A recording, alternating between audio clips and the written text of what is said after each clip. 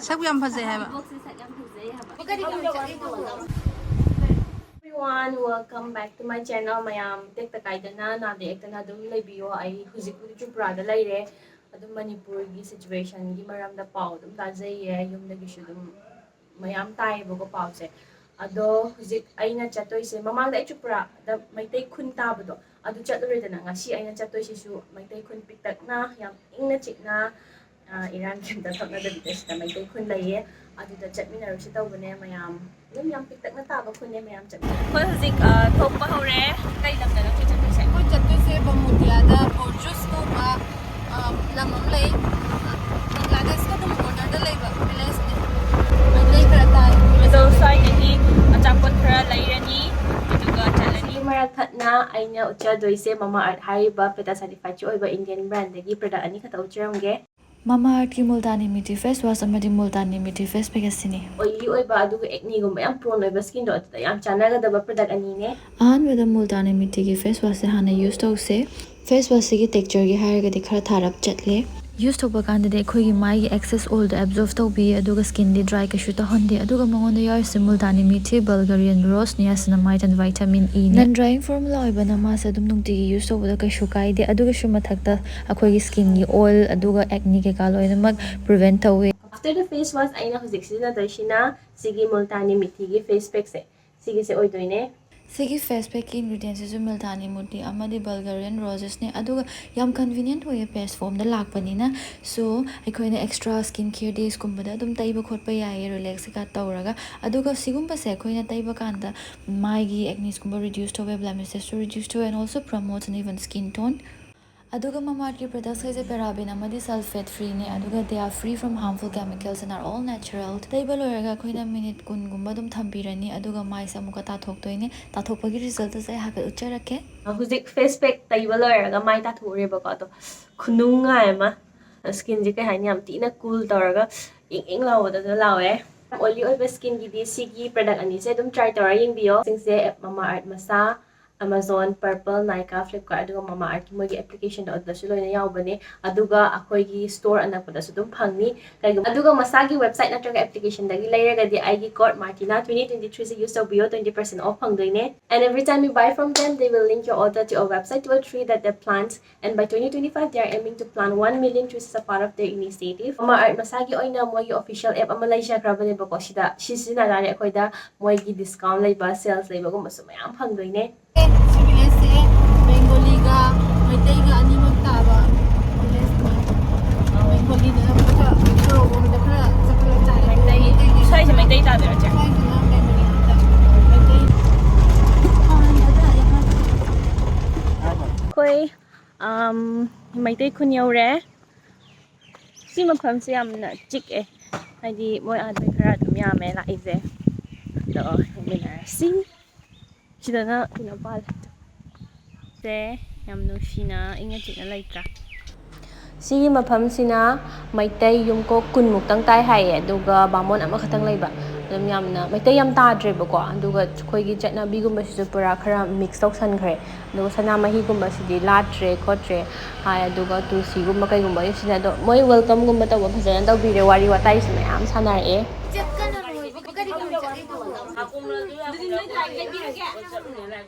kai kai pan gi hingon se hingon je kai kai pan gi ba Kamin pali, lucu pali, hawai asang gitu. Jadi aman nak kali na, morok pakai pali. sigi je sagai ngatara haji pulap sagai ama tara basa tulis kamai na Sagai jadi. haji sida lai minari se Oh, aku imu menunggu. Imu macam mana orang oh imong manong ngata hingon ko ru se Guna. So. Aigi phone di पैसा happy deh man. aya Magum पैसा happy deh. hingon ga yam phaja Kamu kau ide mak pai cegi su. jana je lake lao number di piro o natraga ai pira mura among dum sida dum la asia ide ko adum lai doi ni na Oh. khoi gi kai kau doi no ina chi che kau ra ga Kau. che uma sida leirame khoi Meitei Khun da ado moi hingon yengba thora ine pura si khajal li sing se loi oi doi sa Hingon am chao eh. Thầy bố am kia le tu. Tia ga. Chị Này thì hít nâu lòng mình nha. kya se ba male. Chahi kya. 16, 14, not 20. Yeah. Yam phasa eh hingon se. Chưa một phần mình. Chi pulap akoi hingon nung pulap choi na koi ba. Hingon yam phasa dra ai namak. Một phần. Hawaii sang mình nào mà khá là lên. Kyam kui ra gi sa lai ba. Ai đi thì cái là ai 11 ta là kinh. Mane jumpa là cái gì? 11 di. Mane tara mặt đây. Chahi tara. Mane sih kalau ada isi. Hana yum na kai da. Borderline itu kak. Adu se mai tai ta ba. Tahun mana tadi itu? Hi yam inge ko nungai eh. Sih karena aja sama mình mau di mana? Kai thabak tau ge kina di da di. Thao cái chỗ quay giống như ngon cối đi. Dukan mà sao mà lấy? Hida. Sih kan teh bazar ta. Koi ba khara chatho. Loktak phok ti yeng lak ya ba ne. Loktak phaja ba ne. Tai udrak su ko. Tahun kyo orang mana? Nama ming nak kari kau riba? Ai ming ra mai ti na. Mat. Moi huzik thok khani hai ai ji hingon je hapet tang namning mane nang de. Amuk lak ke che di khangna ba na to che amala ko do. Này cô này cái gì không nó lôi đi. Ôi đây là bác cái chùm này đó lôi. Hingon gum ba yam phajai ye. Ado khoi huzik khalani phajana angang do ma na kino lai biyo ye. Scooter ma. Hai Motor. mình tu. Hai chân mà. Adu kai de phangge kho Chỉ che. là phong ghẻ bazar ta. Là hắn ta sume là đây cái lấy đây. Kai no sibo. Phujing adi kai de jana ge. Thuiding ro sa. Kana na sa em. Phane. One play rồi. Da da yon ge phane se. Phane na tro ma ne. Phi chúng ta đi cái nào đó, đi xóa xí, thằng rồi. Chani ga. 20. Ai ura di jeng ga ni khang bra. Nu si de. Remote nang gi gari lai bi du ne na ba ni gi gari lai bi du ne. Na tak ta di nang kamai nam du ba. Nam hai bank. Namira. Nanda. Oh no. Oh no guys. Khoi som na chal. Sida lai re khoi som. Hai cháu nó. San kya lai ni no. Thằng anh cái này. Amadi. Mà nó còn đã được rồi. Hiya ma cha ko ila. Sida dang thok ra. Musim ini itu jam tu itu sebenarnya kita cari tak. Ayam yual ni na tra ga thak na ba ya. Jual ni apa? Ke atas kita pun turun bro. Letter dah kian. Sudah ni. Si sa si gi se tha hai ne. Siapa lu lah ni? Hoi taxi du.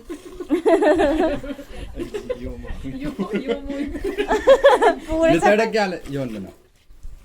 Kau jangan jangan kita orang jual. Yang kaya. Letter dah sing. Liter kya phá đời, liter kya phá đời ra rồi. Kita ni makai tu. Đây không có cái gì để na thong. Thong cái picture dia saji picture di sini. Saji sebenarnya saji lagi tinggal ada karbon cerita itu. Dak tay bi ba. Tapi biri me, dum tahu ni, ani mangai nak ni mangai. Dia nama ya. Chap cha na kel. Dia kaya. Chi ni yam tang je bora du. Sini dah ini me, sanggup lagi. Mua iya, sini kaya ina. Si tang ge, si lai phong je bora. Kau si tahu ni singgung kamu tu sandi sarabu oi bro. Sini dah tang itu ni. Oh. Kenapa?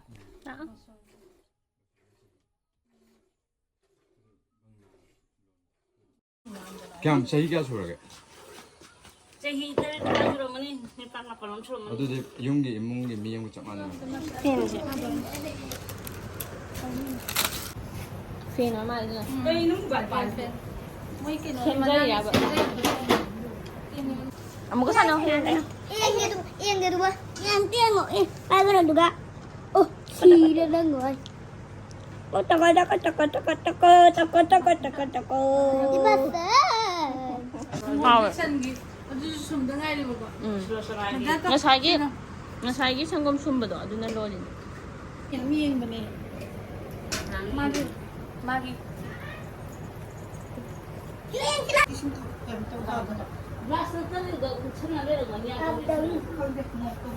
마티나데 나빠라게 시 앙아니지. 그 마티나데 나빠가 레게 시 앙아니지.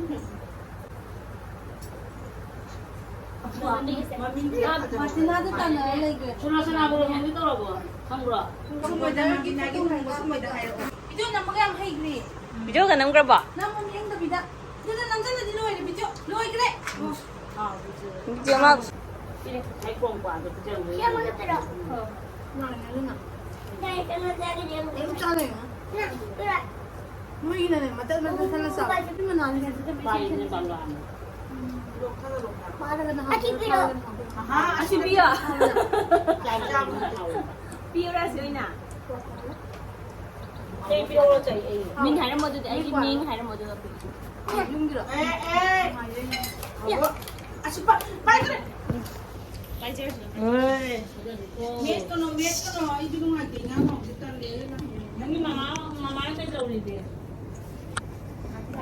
Hello. Mana tayo na tayo. Paan ka na mo? Na paan ngay na mo paan ngay. Paano na mo ba? Paano na? Ito to. 아기 보아 나만 봐. 아시. 하포. Ay na siya biyo. Sige.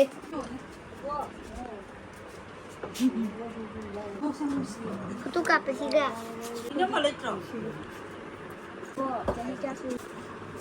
누가이보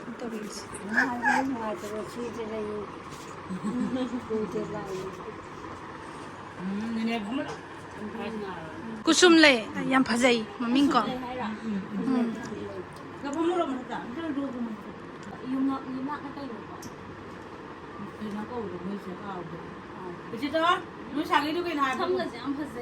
파자이 랑치글랑. 응사 딱감.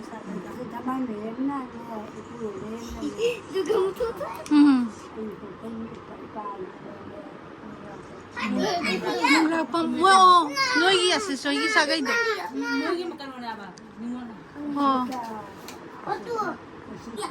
뭐 이복지 파자람니.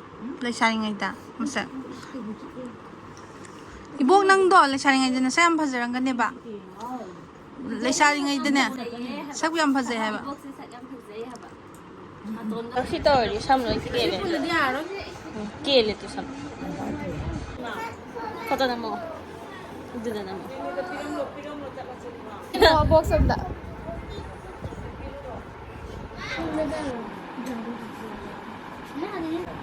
Ay, ama daw yun. Talaga ibo. Katang lakada. Napuraki. Yan. Nakaturo ba? Ang.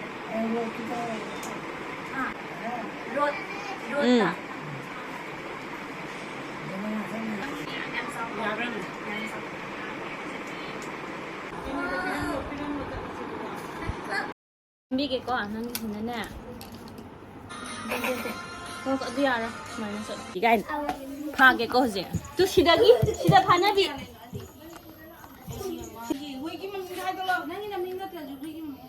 Ini foto ya udah. Sabar enggak? Sabar. Tuh, ang ulit tuh. Hai, hayo. Hai.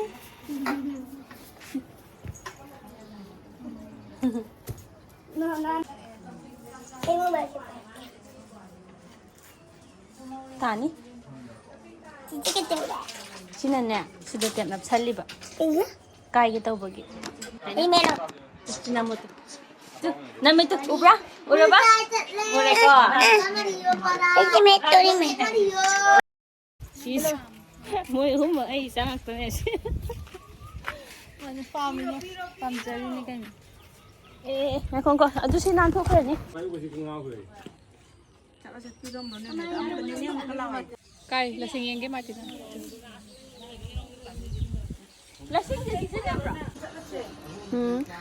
ꯑꯩꯁꯦ ꯉꯥꯛꯇꯪ ꯂꯩꯔꯒꯕꯨꯗꯤ ꯍꯜꯂꯅꯤ ꯍꯧꯖꯤꯛ ꯏꯕꯣꯛ ꯀꯩꯀꯥ ꯂꯣꯏ ꯎꯅꯔꯛꯑꯦ ꯑꯗꯣ ꯑꯗꯨꯝ ꯃꯣꯏꯒꯤ ꯍꯤꯡꯒꯣꯜ ꯅꯨꯡ ꯀꯩꯀꯥ ꯌꯥꯝ ꯅꯨꯡꯁꯤꯌꯦ ꯏꯕꯣꯛꯇ ꯆꯍꯤ 100ꯃꯨꯛ ꯁꯨꯗꯣꯔꯦ ꯍꯥꯏꯌꯦꯕꯀꯣ ꯑꯗꯣ ꯌꯥꯝ ꯈꯪꯗꯦ ꯌꯥꯝ ꯅꯨꯡꯁꯤꯕꯗꯣ ꯑꯗꯣ ꯍꯧꯖꯤꯛꯀꯤ ꯑꯉꯥꯡ ꯐꯣꯟꯁꯨ ꯕꯦꯇ꯭ꯔꯤ ꯌꯥꯎꯗ꯭ꯔꯦ ꯐꯣꯟ ꯑꯉꯥꯡꯈꯩꯅ ꯂꯣꯏ ꯃꯨꯜꯂ ꯁꯥꯟꯅ ꯂꯩꯈ꯭ꯔꯦ ꯉꯥꯏꯍꯥꯛꯇꯪ ꯂꯩꯔꯒꯕꯨꯗꯤ ꯚꯤꯗꯤꯑꯣꯁꯦ ꯁ꯭ꯋꯥꯏꯗ ꯑꯗꯨꯝ ꯂꯣꯏꯁꯟꯗꯣꯏ ꯃꯥꯜꯂꯦ ꯑꯗꯣ ꯃꯐꯝꯁꯦ ꯍꯥꯏꯗꯤ ꯃꯃꯥꯡꯁꯨ 이보 우나루버도 아두서 어묵 하나 짝닝 거 파워해보고 진짜 어묵 락닝버도 이보 때문에 시원 우브스다야 우브라 kayna khage kayna khage ba ta na khaya ni ba bara ni pupu kai dagi ugi kyam lap ke bangladesh border ubra ba sai mitna he ure mang khara chatlaga Kudik hojik Bangladesh border romda changjali yoksalak-tore angang mayamga aigi nomai ka pirona oh no angang mayamga kai chakre ay angang achouba amsu maningda lai matina photo da amta selfie demte aigi khongloi mayam ama loinaraga Bangladesh tamna chatli ai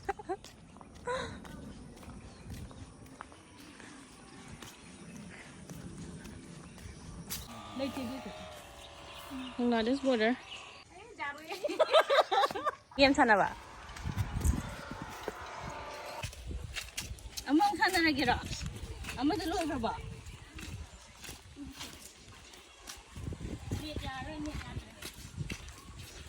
Action la hai uje.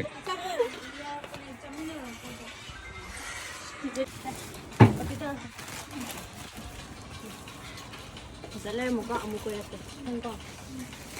Next.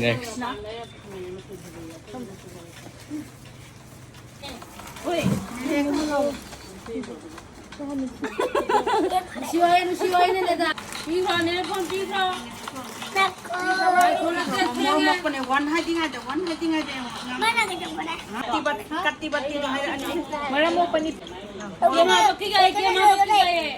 game hapo ke koi chala Loyal boy. amuka hydrate ko kaw thukre hangai amuka hydrate ne ro ko mi la le ko mi nu je putu ka pa yo chang le ne na phom ni thi ga không nó sẽ đi ngay Không biết gì lấy biết tôi nên cái kia đó đó giờ gari lấy biết tôi nên lão remote control tôi nên nói là lấy biết ra kìa ngau ko sa oh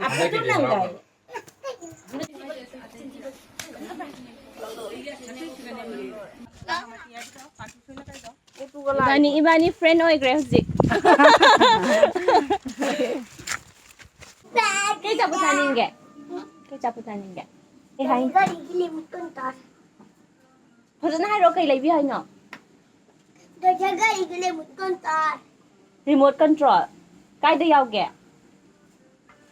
Remote control gari da. Kai da yaw ge. Dukan khang bra. Khang ya. Kai da. Ada di. melada Melada. Hujik yaw bra. Yaw rak toi ra ba. Chin thi ba ngang kong na de. Chin thi ba ngang kong na de. Nang chin thi ka no. Mai na chin thi ka no kana. Ko. Ra. La o. Mara mo po ni no.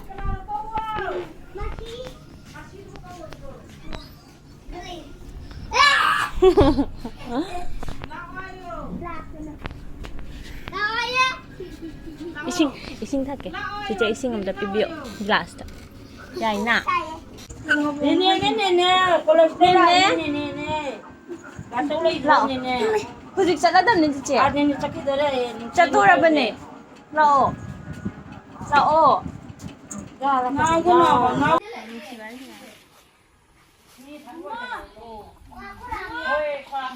Bye bye taro ma'am. Chal be. Oi, no, ibok te challe na. Bye bye taro.